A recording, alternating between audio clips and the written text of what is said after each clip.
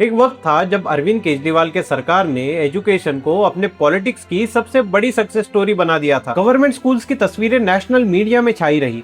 लोग दिल्ली के सरकारी स्कूलों को देखने आ रहे हैं। एक नैरेटिव धीरे धीरे सेट हो रहा था। अगर इंडिया में किसी गवर्नमेंट ने एजुकेशन को जेन्युइनली ट्रांसफॉर्म किया है तो वो दिल्ली है। किसी भी जगह शिक्षा नीति की बात होती है तो दिल्ली की केजरीवाल सरकार का नाम ऊपर ही दिखता है। केजरीवाल ने इस नैरेटिव को अपने हिसाब से बेचा। भाई साहब का कहना था कि गवर्नमेंट स्कूल अब प्राइवेट स्कूल को कंपटीशन दे रहा है। माँ बाप के लिए सिर्फ दो ही चॉइसेस रह गई थी, या तो पैसे भरो या फिर केजरीवाल के फ्री एजुकेशन का फायदा उठाओ। पर धीरे धीरे लोगों को इस एजुकेशन मॉडल का असली चेहरा समझ आने लगा। पर केजरीवाल के इसी फेक एजुकेशन मॉडल को अब चैलेंज कर रहे हैं सीएम मोहन यादव,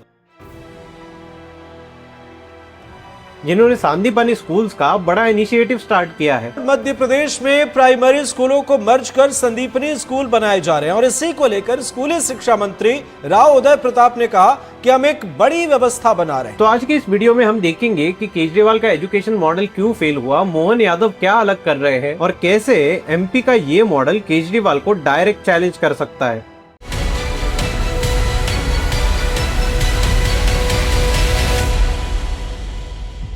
क्लास 9 के नंबर से स्टार्ट करते हैं। गवर्नमेंट लिंक फिगर्स के मुताबिक 2023-24 में दिल्ली के गवर्नमेंट स्कूल में 1 लाख से ज्यादा स्टूडेंट क्लास 9 में फेल हुए और पिछले सालों में भी ये संख्या हजारों में रही। अब इतना बड़ा स्केल एक सीरियस वार्निंग देता है। अगर इंफ्रास्ट्रक्चर इंप्रूव हुआ, स्पेंडिंग बढ़ी, टीचर ट्रेनिंग चली तो स्टूडेंट्स इतने बड़े पैमाने पर एकेडमिक प्रोग्रेशन में क्यों अटक रहे थे। पुना विहार B2 स्कूल में 9वीं की परीक्षा देने वाली 782 छात्राओं में से 449 को, तकरीबन 450 बच्चों को फेल कर दिया गया। ये दिल्ली मॉडल की सबसे बड़ी वीकनेस थी। अगर कोई बच्चा है जिसके घर वाले ट्यूशन अफोर्ड नहीं कर सकते, जिसके घर में कोई पढ़ा लिखा मदद करने वाला नहीं है, जिसके लिए कोचिंग का कोई एक्सेस नहीं और जिसके पास गवर्नमेंट स्कूल ही उसकी पूरी एजुकेशन है, ऐसे स्टूडेंट फेल हो तो सिस्टम का काम है उन्हें आइडेंटिफाई करके रेमेडियल सपोर्ट देना। यहीं पर NIOS वाला कंट्रोवर्शियल एंगल आता है। क्लास 9 में फेल होने वाले कई स्टूडेंट्स को अल्टरनेटिव पाथवेज की तरफ मूव किया गया। स्टूडेंट को इम्प्रूव करना और स्टैटिस्टिक को इम्प्रूव करना एक चीज नहीं है। आप पास परसेंटेज ऊपर दिखा सकते हैं, लेकिन अगर उस नंबर तक पहुंचने से पहले वीक स्टूडेंट्स का बड़ा हिस्सा सिस्टम से ही बाहर हो गया तो उसे यूनिवर्सल सक्सेस कहना मुश्किल है। एजुकेशन सिस्टम का सबसे इंपॉर्टेंट पार्ट टीचर होता है। करोड़ों रुपए का सेटअप लगा दीजिए, एयर कंडीशन क्लासरूम बना दीजिए, लेकिन बच्चे के सामने खड़ा कौन होगा? ये तो स्कूल टीचर ही आइडेंटिफाई करता है कि कौन सा स्टूडेंट पढ़ाई में वीक है, कौन सा स्टूडेंट मैथ्स में वीक है, कौन सा स्टूडेंट ज्यादा एब्सेंट रहता है। पर दिल्ली मॉडल ने बाकी सब पर काम किया, बस टीचर लगाना भूल गए। PRS के गवर्नमेंट डेटाबेस एनालिसिस के मुताबिक 2022-23 में दिल्ली स्कूल्स में हजारों टीचिंग पोस्ट वीकेंड थी। टेक्नोलॉजी टीचर का सब्स्टिट्यूट नहीं बन सकती। स्मार्ट बोर्ड सिर्फ सपोर्ट कर सकता है, लेकिन ये तभी काम करता है जब एक केपेबल टीचर उसे क्लासरूम में इफेक्टिवली यूज करे। हाई क्वालिटी इंस्टीट्यूशन सिस्टम का वैल्यूएबल हिस्सा है, लेकिन अगर कुछ चुनिंदा स्कूल्स को एक्स्ट्राऑर्डिनरी रिसोर्सेज मिलते हैं और सैकड़ों ऑर्डिनरी स्कूल्स अब भी टीचर शॉर्टेज से जूझ रहे हैं तो फिर मतलब क्या है? 8th D है, लास्ट पीरियड चल रहा है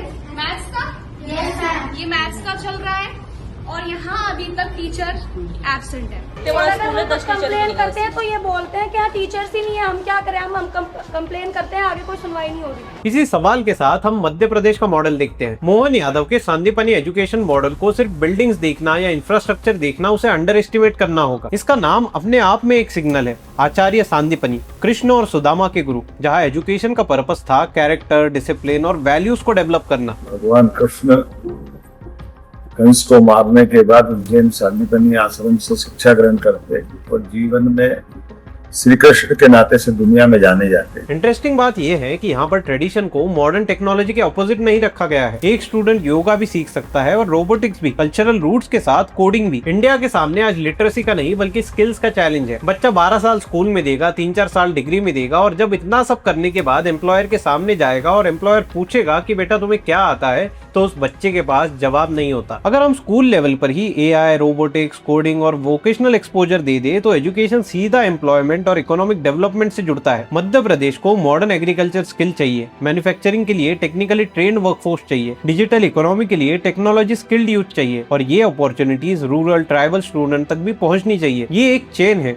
बेटर एजुकेशन से बेटर स्किल्स और बेटर स्किल्स से बेटर वर्कफोर्स, इसी बेटर वर्कफोर्स से फिर प्रोडक्टिविटी बढ़ती है। स्कूल एजुकेशन का इम्पैक्ट इवेंचुअली इकोनॉमी पे पड़ता है। अगर हम इंफ्रास्ट्रक्चर को इकोनॉमी का हार्डवेयर समझे तो एजुकेशन उसका ह्यूमन सॉफ्टवेयर है। अगर सॉफ्टवेयर वीक हो तो हार्डवेयर का पोटेंशियल भी रियलाइज नहीं होता, और इसीलिए मोहन यादव सरकार स्कूल पर मेजर फोकस बढ़ा रही है। क्लास 1 से 12 तक पढ़ने वाले स्टूडेंट्स को टेक्स्ट बुक प्रोवाइड की जा रही है। क्लास 1 से 8 तक के गवर्नमेंट स्कूल स्टूडेंट्स के लिए यूनिफॉर्म का प्रोविजन है। जिन बच्चों का स्कूल घर से दूर है उनके लिए स्कूल चले हम कैंपेन के अंडर फ्री बाइसिकल्स प्रोवाइड की जा रही है। ये पॉलिसी छोटी लग सकती है, लेकिन रूरल मध्य प्रदेश के कंटेक्स्ट में ये बहुत इंपॉर्टेंट स्टेप है। मध्य प्रदेश के प्राइवेट स्कूल्स में फ्री एजुकेशन के लिए 8.5 लाख स्टूडेंट्स को फीस सपोर्ट का प्रोविजन भी है। यानी गवर्नमेंट एजुकेशन पॉलिसी को सिर्फ गवर्नमेंट स्कूल स्टूडेंट्स तक रिस्ट्रिक्ट करने के बजाय फाइनेंशियली वीकर स्टूडेंट्स के एजुकेशनल एक्सेस को ब्रॉडर फ्रेमवर्क में एड्रेस करने की कोशिश की जा रही है। मतलब मध्य प्रदेश के हर बच्चे को यह लगना चाहिए कि उन्होंने जो सपने देखे हैं, जो आकांक्षाएं है, जो उनकी इच्छाएं है, वो पूरी हो सकती है। इसी अप्रोच के अंडर क्लास 12 बोर्ड एग्जामिनेशन में 75% या उससे ज्यादा मार्क्स अचीव करने वाले स्टूडेंट्स को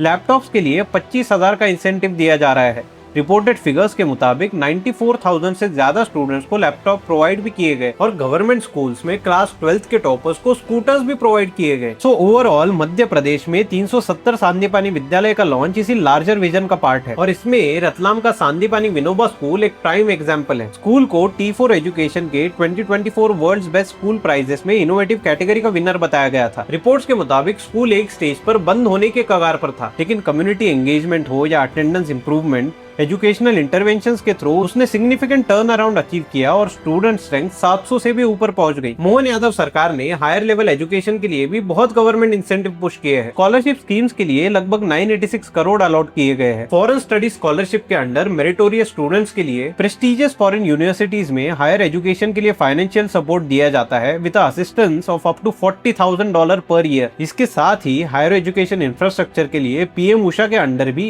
8 यूनिवर्सिटीज के डेवलपमेंट के लिए 400 करोड़ की अप्रूवल भी रिपोर्ट की गई है। अब देखो, दिल्ली और मध्य प्रदेश के एजुकेशन मॉडल में एक फंडामेंटली स्ट्रक्चरल फर्क है जो हर बार नजरअंदाज किया जाता है। दिल्ली एक कंपैक्ट अर्बन टेरिटरी है, मध्य प्रदेश एक बड़ा स्टेट है। मेट्रोपॉलिटन सिटीज के साथ सैकड़ों शहर, गांव और ट्राइबल रीजन्स भी है। जो मॉडल लिमिटेड ज्योग्राफी में इम्प्लीमेंट हो सकता है उसे बड़ी स्केल पर रेप्लिकेट करना काफी ज्यादा मुश्किल होता है। इसीलिए सांदीपानी की सबसे बड़ी ताकत उसकी एम्बिशन हो सकती है, लेकिन सबसे बड़ा टेस्ट उसकी स्केलेबिलिटी होगी। अगर मध्य प्रदेश गवर्नमेंट हर 2-3 साल में independent third party learning assessment करवाए, जैसे ASER या NAS जैसे सर्विस का इस्तेमाल हो, तभी पता चलेगा कि इम्प्रूवमेंट सिर्फ इंफ्रास्ट्रक्चर में है या लर्निंग आउटकम्स में भी। स्टूडेंट टीचर रेशियो या टीचर वैकेंसी डेटा भी RTI के थ्रू ट्रांसपेरेंट रखना होगा। बिना इन सारे अकाउंटेबिलिटीज के सांदीपानी स्कूल्स भी वही रिस्क उठाते हैं जो दिल्ली मॉडल ने उठाया था। हम जिस क्लासरूम में पहुंचे वहाँ केमिस्ट्री का केमिकल बॉन्डिंग चैप्टर पढ़ाया जा रहा था, लेकिन पढ़ाने का तरीका बिल्कुल अलग।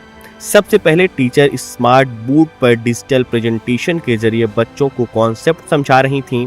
इसके बाद वही टॉपिक ब्लैक बोर्ड पर स्टेप बाय स्टेप समझाया जा रहा था। बट एक चीज मुझे इन स्कूल्स की बहुत अच्छी लगी, वो लोगों ने आज इंडिया में अलग ही बाइनरी बना रखा है कि मॉडर्न एजुकेशन चाहिए तो ट्रेडिशन से दूरी बनानी पड़ेगी, टेक्नोलॉजी चाहिए तो कल्चर सेकेंडरी हो जाएगा, ग्लोबल बनना है तो लोकल आइडेंटिटी साइड में रखनी पड़ेगी। ये अजम्पशन जरूरी नहीं है। जापान ने मॉडर्न टेक्नोलॉजी अडॉप्ट की और अपनी कल्चरल आइडेंटिटी प्रिजर्व की। साउथ कोरिया ने एडवांस एजुकेशन सिस्टम डेवलप किया बिना अपने ट्रेडिशंस को छोड़े। इंडिया भी मॉडर्नाइजेशन और सिविलाइजेशनल कॉन्फिडेंस को साथ साथ परस्यू कर सकता है। गुरु शिष्य परंपरा में एजुकेशन का मतलब सिर्फ लर्निंग नहीं था, इसके साथ साथ हमें responsibility, duty, self control, knowledge और सोसाइटी के प्रति अपनी जो जिम्मेदारी है वो भी सिखाया जाता था। ये वैल्यूज आज भी उतनी रेलेवेंट है। टेक्नोलॉजी आपको पावरफुल बना सकती है, लेकिन पावर का रिस्पॉन्सिबल यूज कैरेक्टर डिसाइड करता है। AI कैपेबिलिटी दे सकती है, लेकिन उस कैपेबिलिटी का एथिकल यूज वैल्यूज डिसाइड करते हैं। कैरेक्टर और कॉम्पिटेंस एक दूसरे के ऑपोजिट्स नहीं है। इंडिया को दोनों चाहिए और ऐसे ही स्टूडेंट से सोसाइटी को फायदा मिलता है। एजुकेटेड मदर अपनी बच्चों की हेल्थ और एजुकेशन बेटर समझती है। स्किल्ड आदमी बेटर एम्प्लॉयमेंट एक्सेस करता है। टेक्निकली ट्रेन्ड वर्कर प्रोडक्टिविटी बढ़ाता है। मध्य प्रदेश को एग्रीकल्चर मॉडर्नाइज करना है, मैन्युफैक्चरिंग बढ़ानी है, इन्वेस्टमेंट अट्रैक्ट करना है और डिजिटल इकोनॉमी भी एक्सपैंड करनी है। इन सब के लिए एक स्किल्ड वर्कफोर्स चाहिए। हाईवे बन सकती है, लेकिन उसे ऑपरेट करने के लिए इंजीनियर्स चाहिए। इंडस्ट्रियल पार्ट बन सकता है, लेकिन इंडस्ट्रीज को ट्रेन टेक्नीशियन चाहिए। इसीलिए डेवलपमेंट और एजुकेशन एक दूसरे से पूरी तरीके से लिंक्ड है।